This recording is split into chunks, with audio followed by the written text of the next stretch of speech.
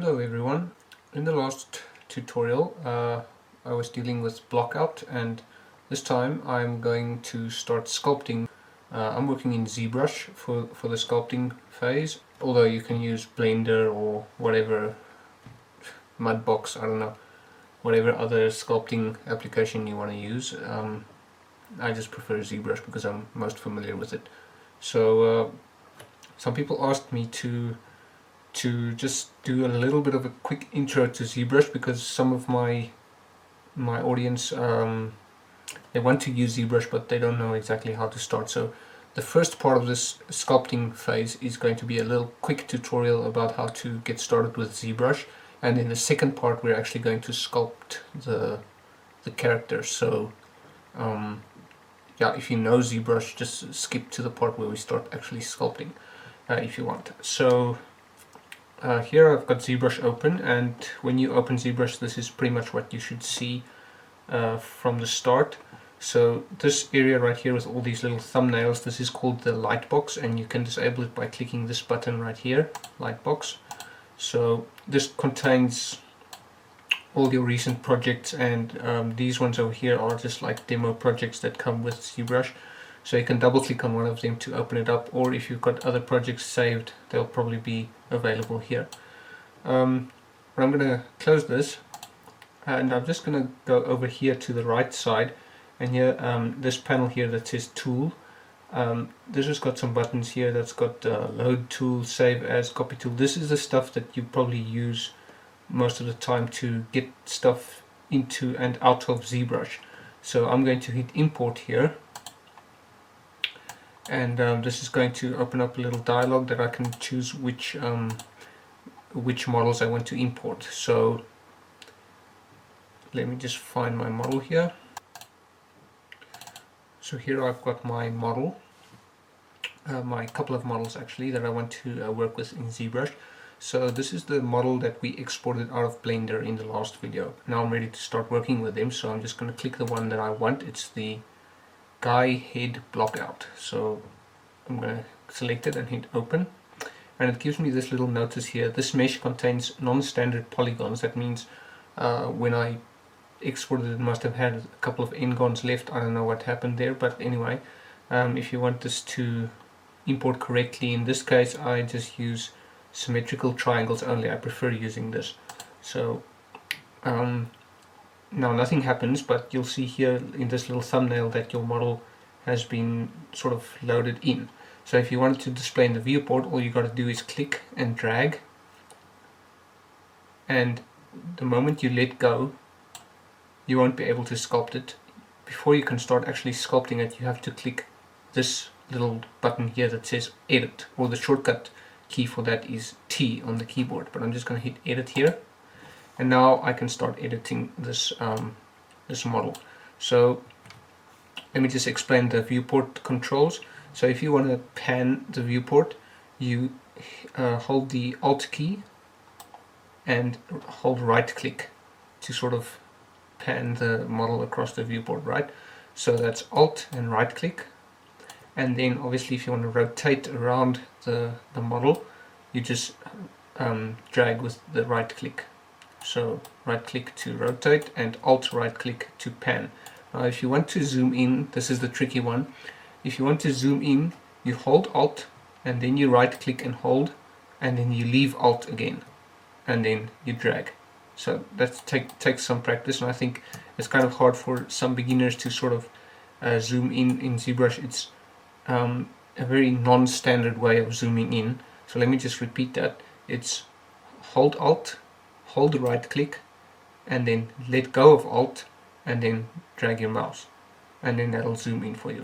And with a little bit of practice, I mean, it feels really weird at first, but with a little bit of practice you get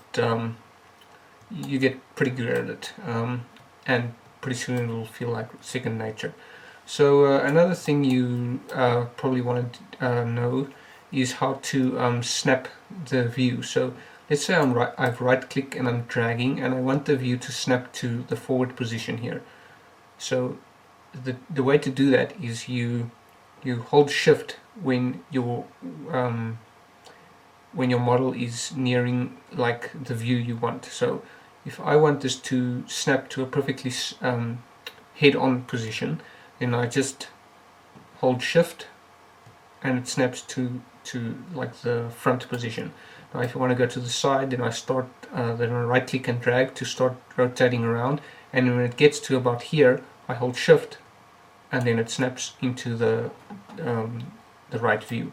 So same with all the other views. You can go from the bottom, hold shift, goes from the side, and then obviously sometimes you get a little lost. I know this happens a lot, especially when you're a beginner. You kind of lose your model and you don't know where it is. When that happens, you just press F on the keyboard and then it's back and it'll snap to the center of the keyboard. So yeah, you probably want to practice those controls of the viewport a little bit. I know it's a bit weird, but you get used to it really fast. Just keep trying, keep doing it, and pretty soon you'll be doing it no problem. Now I have my model here and I want to start sculpting it, but it looks really weird. It's got all these triangles and ugly polygons, and I'm just going to explain really quickly how to start actually getting this model into shape so that you can start actually sculpting it. So first of all, there are some matte caps here on the left side of the screen, so you click on this one here and you can select some different materials that you can display on. Personally, I like just a basic grey material. I like working in that a lot of the time, or I like to use something like this one over here, a yellowish, almost clay type of color. Those are pretty nice as well. So I guess I'll stay with this one for now. So Zbrush has a very nice sculpting system called dynamic, or what's it called? Yeah, dynamic topology. I think it's called dynamic topology. Anyway, here on the right hand side of the screen there are a bunch of options, and if you click on them they open up separate little dialogues. So if you go to the, I think it's geometry, you go in here and you go to dynamesh. That's what it's called, dynamesh. So you open up dynamesh here and you enable the dynamesh button. It'll turn orange like that, and you'll see the model has changed now. It's got it's sort of made a new mesh over what we had previously, and this is really useful because if you, let's say you have the model and it's got a bunch of polygons that are stretched like this over here, then all you got to do is hit add on dynamesh.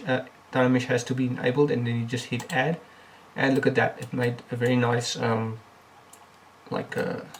it filled in the area there with new polygons, so there are no stretch topology. And this is basically what Zbrush is good at. It's good at adding in topology and polygons where you need them, and it can do this with huge amounts of polygons. Dynamesh is probably one of the most powerful tools that Zbrush offers, in my opinion anyway, for what I like to do. So let me just undo that by pressing Ctrl Z. So let's just enable dynamesh again, but before I do that I want to increase the resolution of the dynamesh so it gives me a little bit more polygons to work with. So I'm going to increase it from 128 to about, say, 256, right?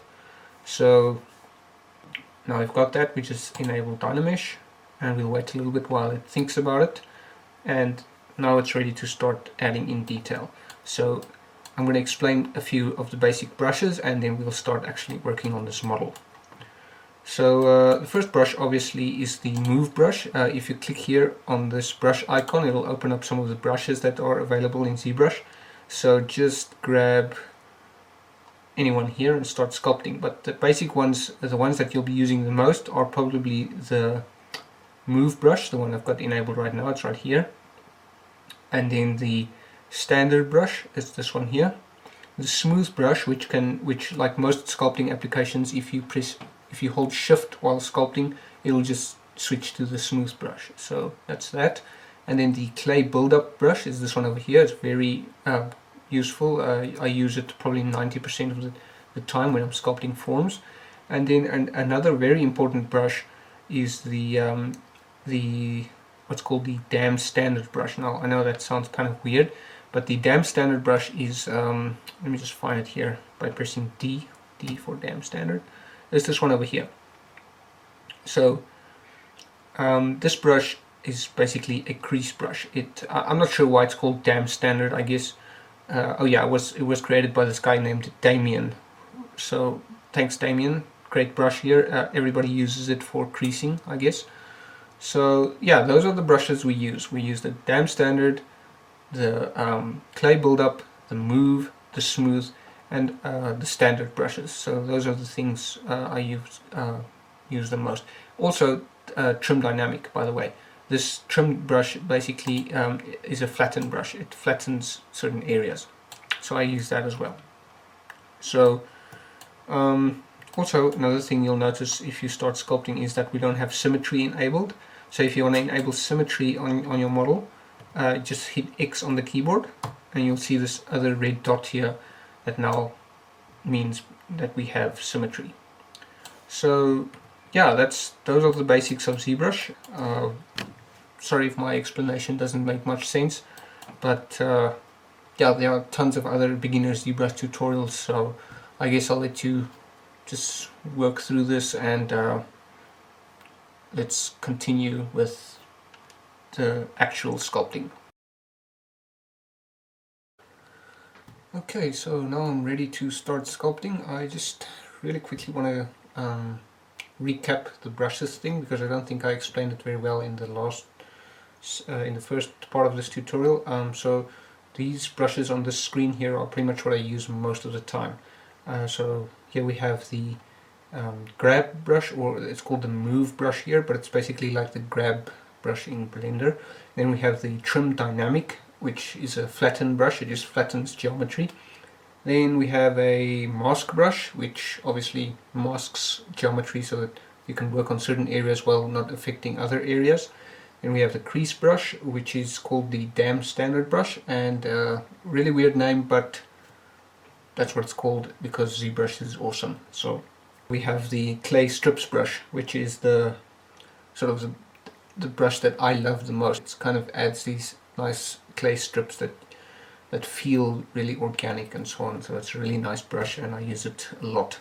So those are the brushes I use the most. Obviously also we have the smooth brush, which isn't on this list, but it's like any brush is a smooth brush as long as you're holding shift on the keyboard, so just keep that in mind. Okay, so let's get started. So here's my guy, and I've dynameshed him and he's all ready to begin. So for a start I'm just using my smooth brush, which is like any brush can be a smooth brush as long as you press and hold shift along with it, and it becomes like a smooth brush. So I use smooth brush to sort of smooth out some of the harder edges, and here I'm just using the crease and clay buildup brushes to sort of start hollowing out here and there and building up some folds of facial volumes and so on, like below the lips there. You can see I'm busy kind of refining everywhere. Same with the eye areas, the eye sockets, the eyebrows, and here I'm obviously also flattening out the side of the head a little bit with the trim brush. So that's like a good way to start sculpting like this, is just to start reinforcing the shapes that you already have, and pushing and pulling a little bit to just get everything to sit a little bit better. You'll see I'm using the clay buildup brush a lot to take away some facial fat here and there, or to add some facial fat here and there. Or I'm also using the crease brush, or the damn standard brush.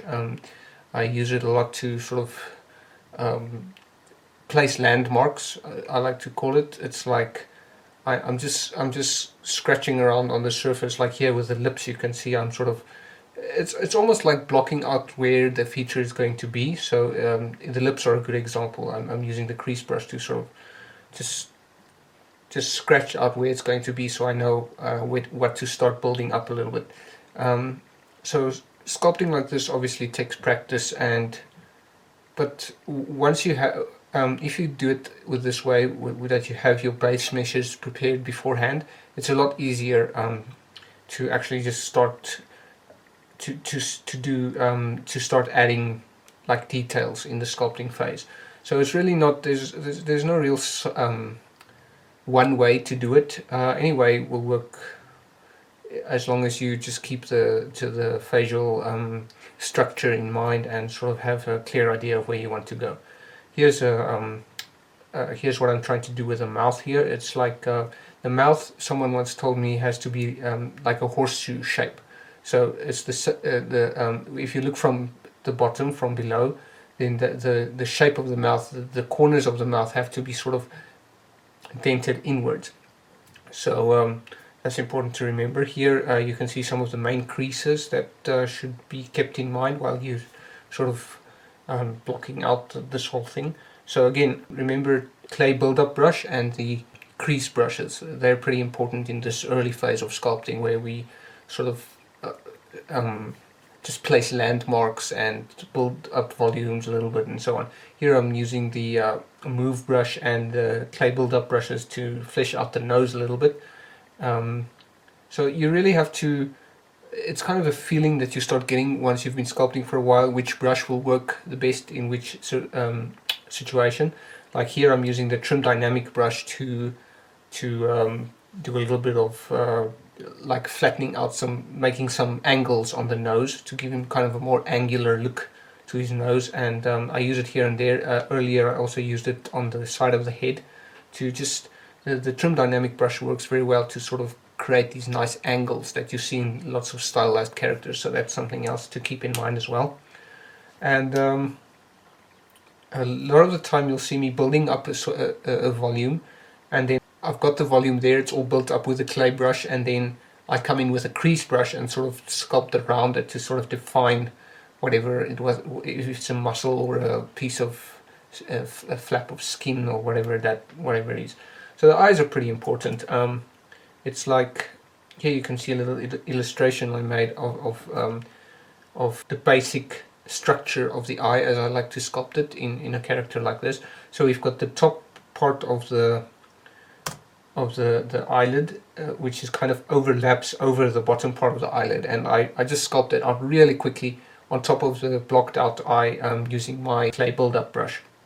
So that's something else to keep in mind. Just keep it simple when you're dealing with the eyes, because there's a lot of, like, they're really important to get the eyes right. It's really crucial actually to get the eyes right, but at the same time keeping it simple is important as well.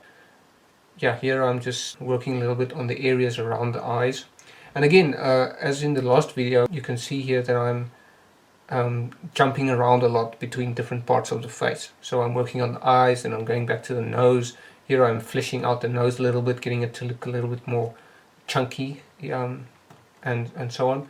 So yeah, I'm moving around a little bit all across the face, because again, that whole thing that I talked about in the first video, where you sort of, if something doesn't look quite right, you go back and work on a different part of the face to sort of try and get the relationship between the different parts working right. So here I'm experimenting a bit with adding some details underneath the eyes. You've got to be really careful with the eyes, especially with like the wrinkles, how clear the wrinkles are, and how many of them there are, because that will go a long way in telling you how old this character is. So if you want him to look older, you're going to obviously add more wrinkles, but it's really easy to get kind of carried away with that. So be careful with the wrinkles, especially around the eyes. Here I'm using the clay buildup brush to sculpt out those two larger muscles. Well, they're not really as large as they're shown here, but because this is a stylized character, I kind of exaggerated this part of the forehead a little bit. So the idea is that there are two muscles above the eyes here that are like pretty large and masculine type of muscles, and I use the the clay buildup to build them up and build them up until it looks okay. Here I'm making a sort of a little ridge on each eyebrow that will kind of brings it makes it a little bit more angular.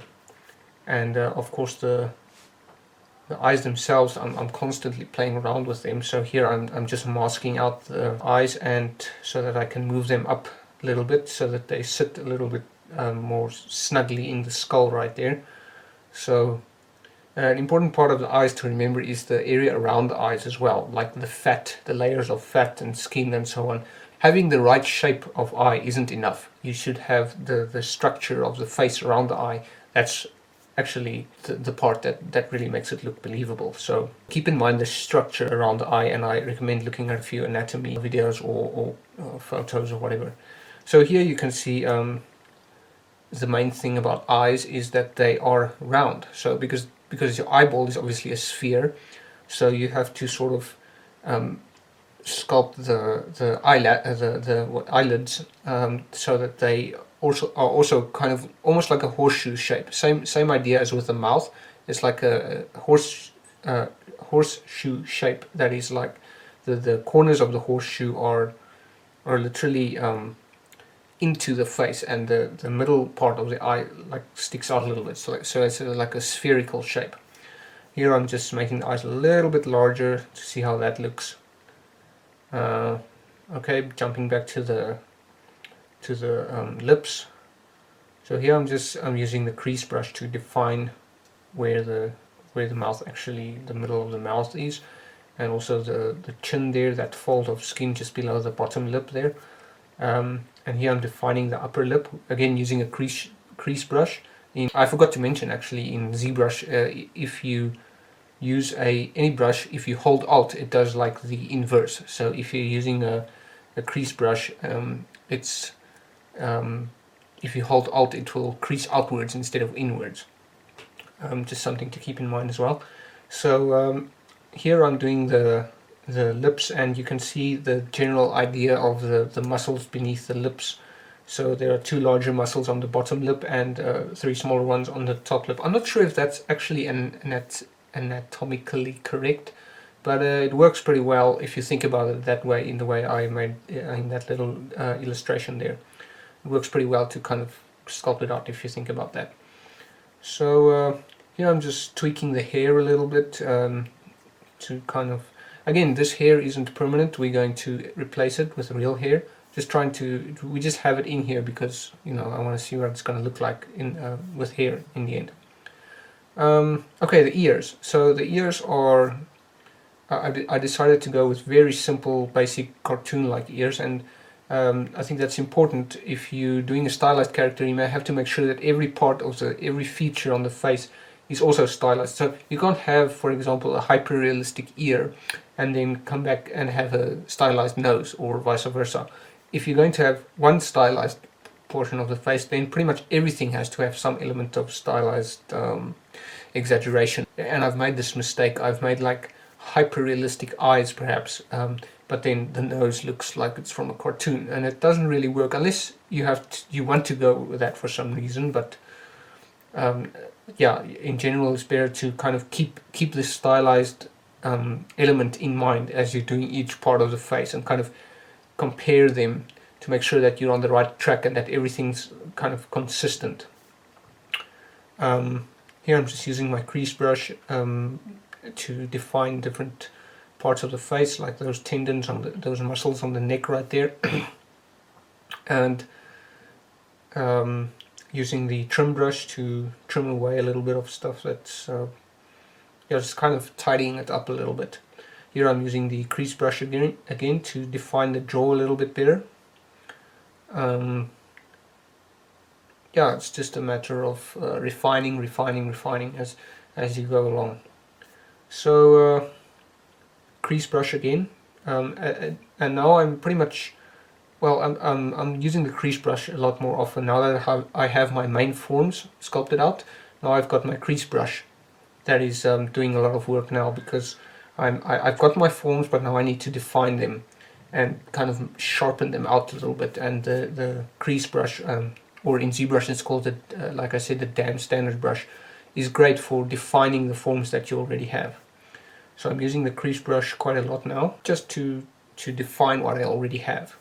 So in the beginning of the video, I was using the clay buildup to build up the forms that I kind of want, and then now I'm using the crease brush a lot more and smaller brushes to define those forms. So in the beginning, again, large brushes and large bold shapes, and then you work your way down, smaller brush size, smaller and smaller, until you've got a nice until you've got your forms nicely defined and everything.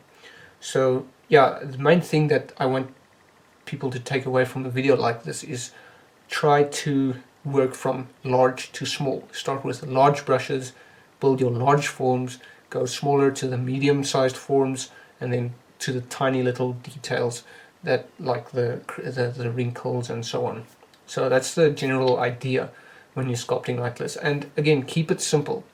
Don't try to split hairs, even though you're technically during the detailing phase. The sculpting phase is actually the detailing phase, but keep it simple. Work in a sort of modular way. So large forms first, then smaller forms, then smallest, and so on. Here I'm using the trim dynamic brush to polish some areas on the nose and around the nose, and the crease brush to here here you can see the trim dynamic brush. I'm using it to sort of flatten the underside of the nose there. I think it has a very nice stylized look. And obviously, even if I wanted to be even more stylized, I could use the crease brush to go on that little edge and sort of crease it even more, depending on how much I want to exaggerate that effect. So here I'm working on the mouth a little bit more. Again, just jumping around between the different areas. I think it's a pretty good idea to do that, to keep yourself kind of familiar with the entire face while you're working.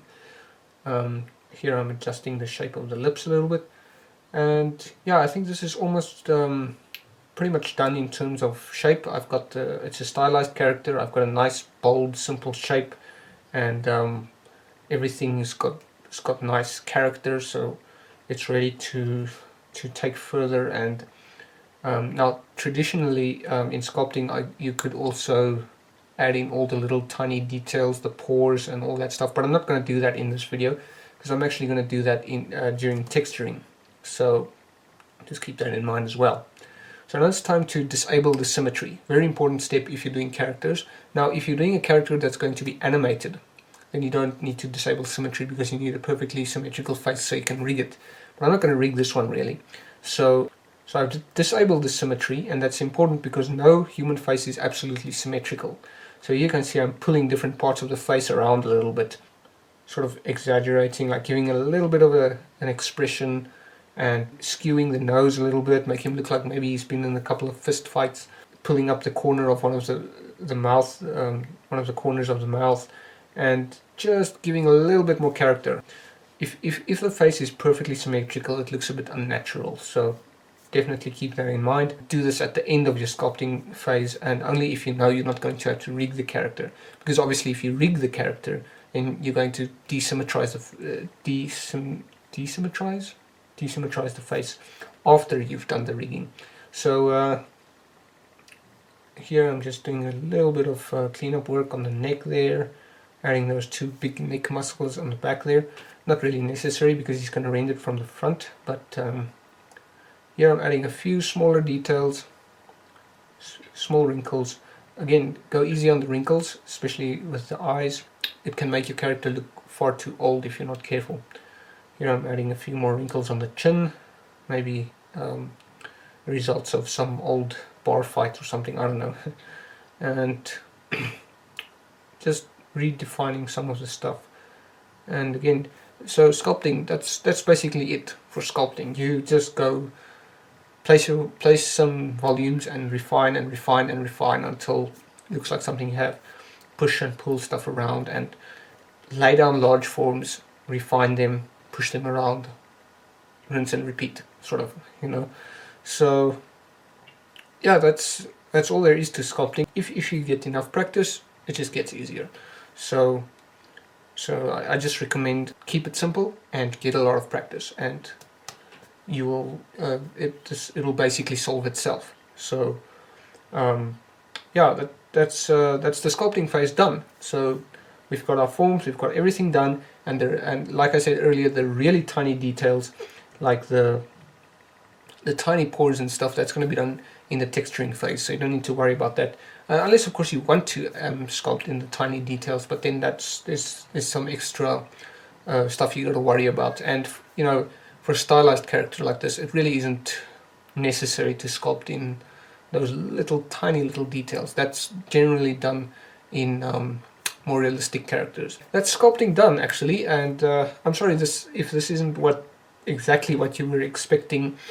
This is, again, like I said, these aren't step-by-step tutorials. This is more just to give you an idea of what it takes. Yeah, this was about, when I did it, was about a couple of hours of work, and this is obviously cut down and sped up a little bit, but in a couple of hours you can get from basic blockout mesh to decent character sculpture.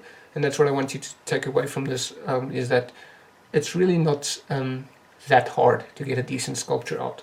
Just keep it simple and lay down your forms, go from larger to smaller to smallest, and yeah, that's it. Thanks for watching this one, and I will see you guys in the next video, where we will be talking about retopology and UV unwrapping, and eventually we'll be doing texturing and all that other fun stuff. So thanks for watching, and I'll see you next time.